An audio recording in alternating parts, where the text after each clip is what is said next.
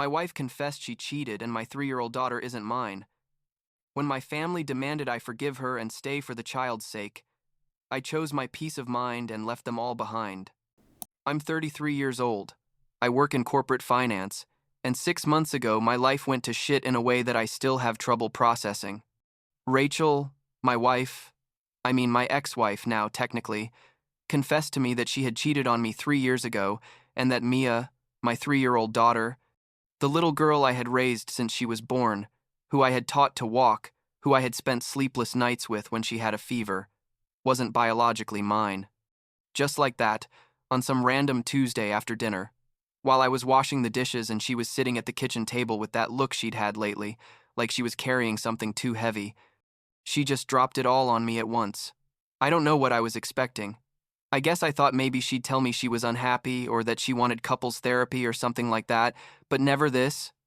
Never something that literally destroyed everything I believed my life was. I should start at the beginning, right? Rachel and I met when we were like 25 at a mutual friend's party. She worked in marketing for a tech company. She was smart, funny. We had instant chemistry. You know how it is at the beginning when everything is perfect and you feel like you found your person. We got married 2 years later, a small but nice wedding at a vineyard outside the city. Our families were there. Everything seemed perfect. My mom, Deanne, adored Rachel from day one, always said I was lucky to find such a good woman, so responsible, so perfect for me. My sister Emily also got along super well with her. They made plans together, went shopping, that whole sister-in-law best friends thing. The first few years were good. Normal, I guess. We both worked a lot, traveled when we could, had our routines. 3 years into the marriage, Rachel got pregnant and I was so excited, like really happy. I thought we were starting the next chapter of our lives together. The pregnancy was relatively smooth. She had morning sickness, but nothing terrible, and when Mia was born, I felt that instant love that everyone describes. That thing where you see your daughter for the first time and think you'd do anything to protect her. I spent the first few weeks helping with everything.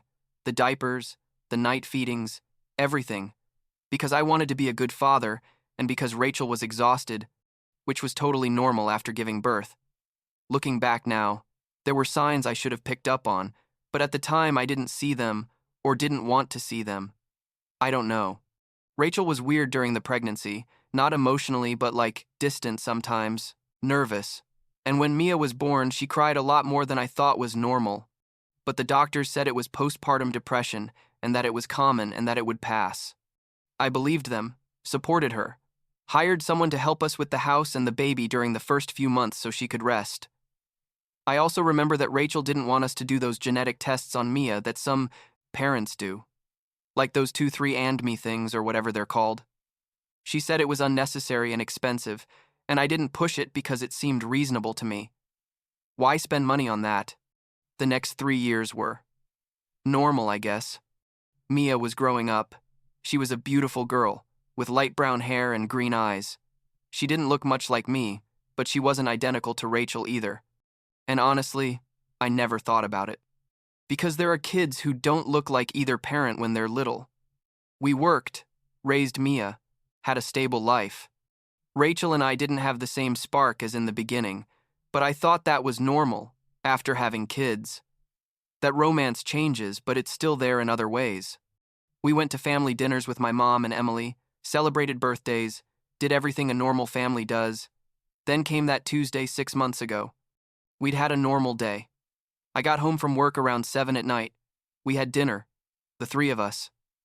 I bathed Mia and put her to bed. And then I started washing the dishes while Rachel stayed sitting in the kitchen with her glass of wine. She had been quiet during dinner, more than usual. And when I finished washing and turned around to ask her if she was okay, she had tears in her eyes and said, "I need to tell you something and it's going to change everything." I swear my first thought was that she had cancer or something, like something serious medically, because her tone was someone who's about to give horrible news. I sat down across from her and said, "What's wrong?" And she started crying harder and let it all out in one go. She told me that almost 4 years ago, when we'd been married for like 5 years, she had an affair with a coworker named Kevin for 3 months. That she had ended the relationship with him right before she got pregnant, or so she thought, but that now she was pretty sure that Mia wasn't my biological daughter, but Kevin's. That she had been living with this lie for 3 years, feeling guilty, having nightmares, but that she hadn't had the courage to tell me until now because she knew it would destroy me.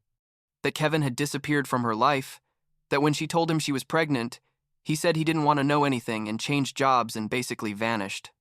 That she had decided not to tell me anything because I was going to be Mia's father anyway, in all the ways that mattered, that I loved her and was raising her, and that telling me the truth would only cause unnecessary pain. I just sat there, unable to process anything. I literally felt like I'd been hit in the stomach with a baseball bat. I couldn't breathe right. My hands were shaking. I asked her, "Are you sure?" And she said she wasn't 100% sure, but that she had done the math 1,000 times and that the dates matched up more with Kevin than with me, and that we had been trying to have a baby at that time, so she and I were also having sex, but that she strongly suspected it was Kevin's. I asked her why she was telling me now, after 3 years, and she said she couldn't take the guilt anymore, that she owed it to me, that she needed to be honest with me even if it meant losing me. I don't know how long I sat there in silence. I could hear the kitchen clock ticking, the refrigerator humming, all those normal sounds of a normal night in a house that no longer felt like my house. Finally, I got up, went upstairs to the bedroom, packed a suitcase with clothes for several days, and came back down. Rachel was still in the kitchen crying. She asked me where I was going, and I just told her, "I can't be here right now. I need to think." I went straight to a hotel near my office, one of those generic Marriotts that all look the same, and stayed there that night without sleeping, just staring at the ceiling and trying to understand what the hell had just happened. The next few days were a blur, honestly. Rachel sent me like 50 messages a day, calls, emails, begging me to talk, to come home, that we could get through it. I blocked her because I couldn't. I couldn't hear her voice or read her messages without feeling like I was going to go crazy. The first thing I did was contact a lawyer, AMS, Martinez, who was recommended by a colleague at work, and I told her everything. She was very professional, explained my options, told me that in our state I had legal rights over Mia because I was on the birth certificate as the father and had raised her, but that if we wanted legal certainty about paternity, we needed a DNA test. She also told me that if I wanted to proceed with divorce, we could start the paperwork immediately. I took a month's leave from work, told them it was a family emergency without giving details, and stayed at the hotel basically locked up trying to process everything. My best friend Matthew found out what was happening because I called him one night when I was especially bad, like crying, and couldn't stop, and he told me to come stay at his place, that I couldn't be alone in a hotel. Matthew is one of those people you know from college who are always there when things get ugly, and honestly, I don't know what I would have done without him in those days. I moved to his house. He lived alone in a 2-bedroom apartment, and I settled into his guest room. It was at Matthew's house that my mom and Emily started calling me. Rachel had told them everything, of course, her version of everything, where she was the villain who had made a terrible mistake, but who loved me and wanted to save our marriage. My mom called me crying, telling me I had to forgive Rachel, that marriages go through crises and can be fixed, that Mia needed me, that I was her father no matter what a DNA test said. Emily told me the same thing, that I was being selfish, that I was thinking only of my pain and not what was best for Mia, that marriages require sacrifice and forgiveness. I explained to them that it wasn't just that Rachel had had an affair. It was that she had lied to me for 3 years, that she had let me raise a girl thinking she was my biological daughter when she knew or strongly suspected she wasn't, that she had made that decision for me without giving me the option to decide what I wanted to do with that information. But they didn't understand it, or didn't want to understand it. My mom told me I was being dramatic, that many couples get through infidelities, that Rachel had made a mistake but had confessed and that counted for something. Emily told me that if I got divorced, I would be destroying Mia, that she would grow up without a father, that I was selfish for prioritizing my pride over the child's well-being. The conversations with my mom got worse. One night she called me and told me that if I proceeded with the divorce, she was going to disown me, that she couldn't support such a cruel and selfish decision, that Rachel was part of our family, and that Mia was her granddaughter no matter what.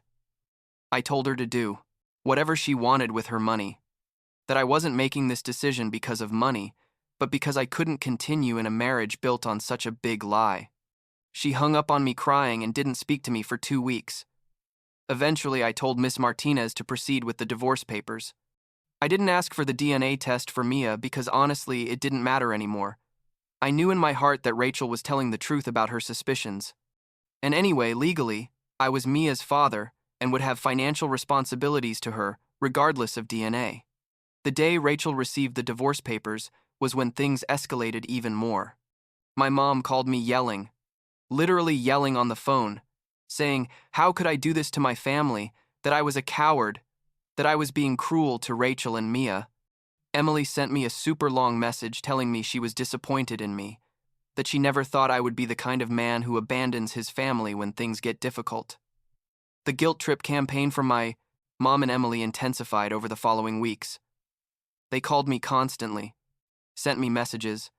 My mom even showed up at Matthew's house one day demanding that we talk. I told her there was nothing to talk about, that my decision was made, and she told me that if I went ahead with this, she would cut me out of her life completely, that she couldn't have such a selfish and cruel son. I told her I was sorry, but I wasn't going to change my mind, and she left furious. Matthew convinced me that I needed to have at least one conversation with Rachel to close the circle, to ask her the questions I needed to ask before moving forward. I agreed. More than anything because I knew that if I didn't, I would always be left with doubts. We agreed to meet at a neutral cafe, one of those generic Starbucks where there's enough background noise so no one hears your conversation but enough people so it's not awkward. Rachel arrived with swollen eyes. She looked terrible. She had lost weight and had dark circles. We sat down and I asked her directly, why? Why did you do it? What was missing in our marriage? She started crying and told me she didn't have a good reason, that Kevin had paid attention to her at a time when she felt invisible, that I was very focused on my career and she felt lonely, that it was stupid and that it didn't mean anything. I asked her, and why didn't you tell me when it happened? Why wait 3 years and let me raise Mia thinking she was mine? She told me she was scared, that when she found out she was pregnant and Kevin abandoned her, she panicked and decided the best thing was not to tell me anything, that I would never find out and we would all be happy. I asked her if she ever thought about how unfair that was to me, that she had taken away my option to decide what to do with that information, that she had basically used me as plan B when the biological father didn't want to take responsibility. She said yes, that she thought about that every day, that the guilt was killing her, but that at the time she felt she was doing the right thing to protect our family. I told her it hadn't been her decision to make alone, that she should have trusted me enough to be honest from the beginning, and that now it was too late to fix it. Rachel asked me if there was any chance we could get through it, that we could go to couples therapy, that I could forgive her eventually. I told her the truth, that I didn't know if I could ever forgive her, but that I definitely couldn't stay married to her. That trust was completely destroyed, and that every time I saw her or thought about her, I only felt anger and betrayal. She asked me about Mia, if I was going to continue being part of her life, and I told her I didn't know, that legally I would have to pay child support and would have visitation rights if I wanted them, but that honestly, I didn't know if emotionally I could continue being Mia's father, knowing she wasn't mine biologically, and that her entire existence was based on a lie. She started crying harder, saying that Mia loved me, that I was the only father she knew, that I couldn't abandon her like that. I told her I understood that, but that I needed time to process everything, that I couldn't promise her anything at that moment. We sat there in silence for a few minutes, and then I got up and told her my lawyer would be in touch to finalize the divorce details. She grabbed my hand and begged me to reconsider, and I just pulled my hand away and left. That was the last time I spoke directly to Rachel. Everything after that was through lawyers. The divorce process took like 4 months. We didn't have many complicated assets to divide. The house was in both our names, but we agreed to sell it and split the profits. I kept my car and she kept hers. We divided the bank accounts. The thing about Mia was more complicated. Legally, I was still her father and had financial responsibilities, so we agreed that I would pay child support, but that visits would be voluntary on my part, not forced by the court. Rachel wasn't happy with that, but her lawyer told her it was probably the best she could get, given the circumstances. Throughout this whole process, my mom and Emily weren't speaking to me. Diane fulfilled her threat and told me by text message that she was taking me out of her will and that she didn't consider me her son as long as I went ahead with the divorce. Emily sent me one last message saying I was choosing my pain over the well-being of an innocent child and that she couldn't respect that decision. I responded to both saying, I respected their right to feel that way, but that I needed to do what was best for me, and that if someday they wanted to have a relationship with me again, I would be open to it, but that I wasn't going to change my decision. I blocked them after that because the constant messages were affecting my mental health. Matthew was incredible during all this time. He let me vent when I needed to, invited me out when he saw I was too much in my head, helped me stay relatively sane. I went back to work after the month's leave.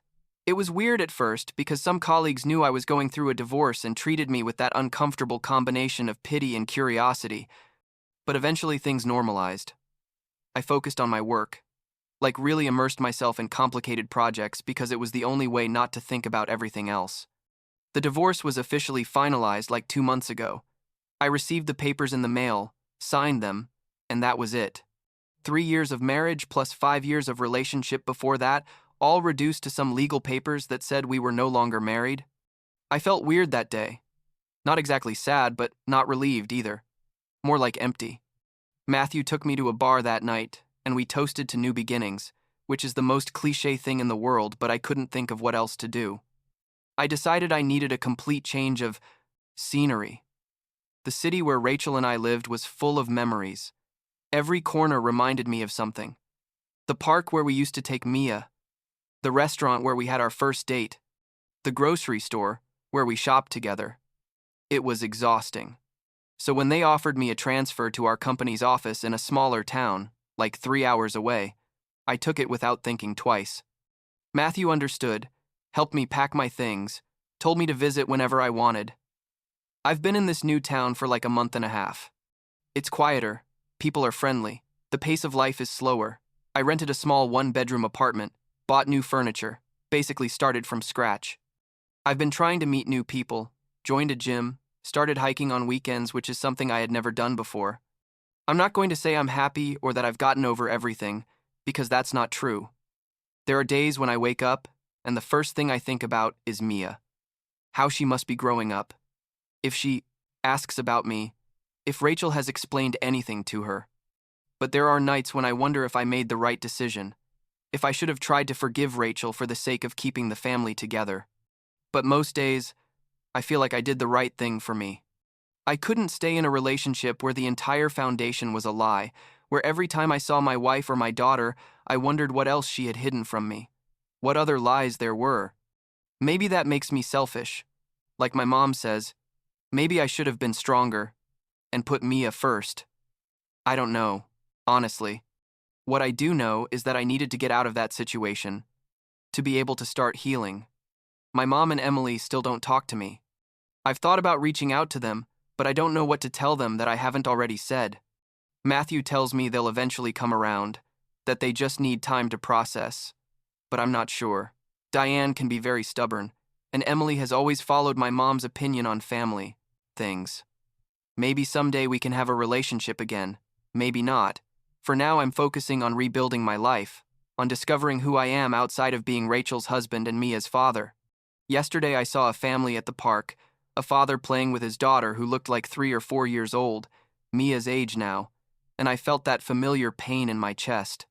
But I forced myself to keep walking, not to get trapped in that moment. It's a process, I guess, learning to live with what happened without letting it consume me. Some days are easier than others. Today was a relatively good day. I managed to work without getting too distracted, went to the gym after, cooked a decent dinner for myself. They're small victories, but they mean something. I don't know what's going to happen in the future. If someday I'm going to want to have contact with Mia, if Rachel is going to show up asking for something, if my family is going to forgive me for choosing my peace of mind over their expectations of what I should have done. What I do know is that I can't keep living to meet other people's expectations, that I need to do what's best for me, even if that means disappointing people I love. It's a hard but necessary lesson, and I'm trying to apply it every day. For now, that's enough.